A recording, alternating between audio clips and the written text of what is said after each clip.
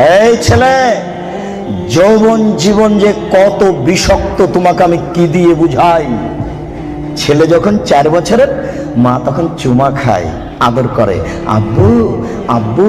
আবার ছেলে যখন 12, 14, 15 বছরের, তখন বাড়িতে আসতেই মায়ে বলে, আব্বু তোমার জন্য ভাত শোকেজে সাজিয়ে রেখেছি। তখন ছেলে বলে, খাবো না। না আব্বু খাও খাও। না আমি খাবো না, এই তরকারিতে ভাত খাবো। আব্বু খাও খাও খাও। এবার ছেলে যখন বয়স 20-24 হয়েছে, তখন মায়ে বলছে, কি করে খাবো, কি করে খাবো, বসে আছে তো দাঁত ভেঙে। আরে ব্যাপারটা কি? 4 বছরে মা কি করছিলেন? চুমা খায়।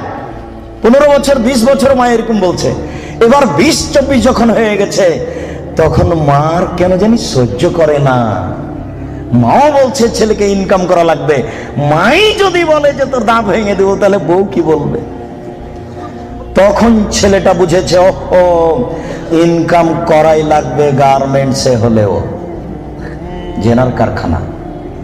ওহো, টাকা ইনকাম করাই লাগবে যে কোনো মূল্যে, সে যেখানে হোক না কেন। ছেলে এবার ভেবেছে টাকা ইনকাম করাই লাগবে। এর নাম যৌবন জীবন। আর যৌবন জীবন মানে জেনা। যৌবন জীবন মানে জেনা, যেটা আজকে বলবো।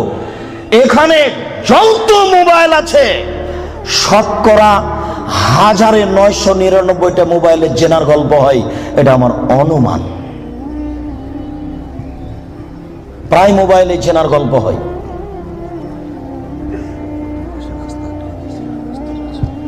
যৌবন জীবনে মানুষ 2টা বিপাকে পড়ে। এক, টাকা।